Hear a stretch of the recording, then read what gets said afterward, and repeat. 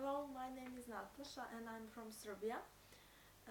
I will now answer your questions that are required for the project. So the first question, strengths and weaknesses. I think that my strengths are determination, persistence and hard work. And as my weakness, I would say perfectionism. I tend to be perfect in everything that I do, and sometimes it is difficult and exhausting because sometimes I push myself more than it's needed. So I think that my strengths would certainly be beneficial for internship, and weakness, um, I guess it would not hinder my work on the project, your project, because it will keep me alert at level needed to give my best and to achieve results as good as possible. What motivates me is success. When I succeed in something, I feel I have drive to go further and to push myself more into new challenges.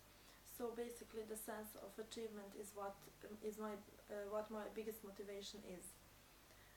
I'm interested in teaching. That's why I'm studying English in teaching language, predominantly to high school students and students at faculties. And I'm interested in meeting new cultures. I like to work in international and multicultural environments because I get chance to meet people from different backgrounds, and I like to share my opinions with their opinions, and I like to see how people from different country, from different culture think.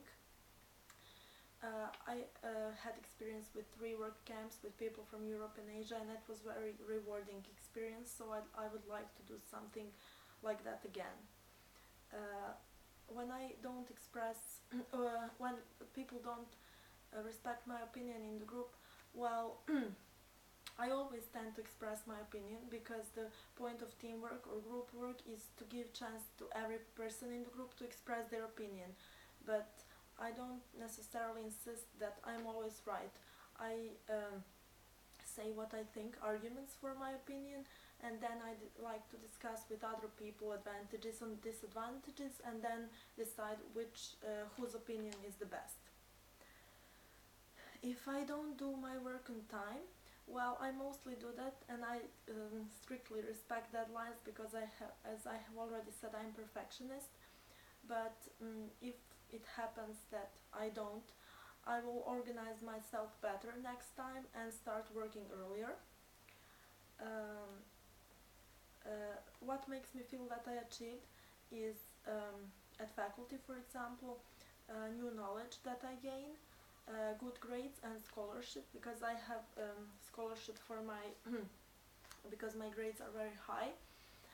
And in relations with people, for example, when I volunteered in work camps, it was positive feedback from people to whom we helped, so that created sense of achievement. Education is important because education gives us knowledge, and knowledge is power. If we have knowledge, we raise and grow, we develop ourselves, our self-esteem is high, knowledge broadens our horizon, it shapes our beliefs, our opinions and perspectives on the world. So education is absolutely necessary for personal development. It is key to everything. It is key to success, and it gives you the opportunity to pursue career, to find job that you want, and eventually when you find job to be independent, to earn your own living. So it is the basis of everything. It is the basis of good life, and I think that that's the reason why education should be given to the opportunity to educate themselves should be given to every person. Missing points of education, I think that now it is a traditional way of learning, so students are supposed to listen to teacher who is lecturing, who is teaching, and I think that there is a lack of interaction, so that's the basic problem. Traditional way of learning, conventional, it should be changed. More interaction should be used. Interaction with of students with teacher and students with students, so in group works or pair works. Also, as you wrote, career is not mentioned a lot in standard curricula, and it should be, because students will need to prepare themselves, because soon they will have to find job, so that's important to have knowledge about career, how to make your career. How to keep attention of students. Well, I think the most important thing is to make them interact with you and with peers. So as I have already said, pair work and group work with other students, it is absolutely important, and interaction with teacher, of course. Also, students will pay attention to classes if they are interested in subject matter. So, for example, if subject matter of that class is music, teacher should ask students to express their opinion, to state what song they like, or to talk about their favorite singer or group. If it's some topic about geography, a teacher can ask students to talk about some destination they would like to travel, or their favorite city. So to keep them interact and to keep them interested, and to help to give them the opportunity to express their opinions, that is what will keep their attention. Have you? Yes, I have that, because we started as a part of obligatory course. At my faculty we have to teach classes in elementary and high school. I had one class. I started with elementary school, first grade. We were learning numbers, and it was quite easy to manage that class, because the only thing that is important with kids is to entertain them and to keep their attention level very high. So we learned numbers through singing, so through different songs, and we were writing on the board numbers, figures, and then they should say which number it is, or I was showed like that. They should say, or I say in English, and they have to show which number it is. So it was quite enjoyable for me, very good experience. I think that teaching career is very important, because it would provide better insight for students in the sphere of employment and job which they will have to start finding after high school, or after faculty, which is quite soon.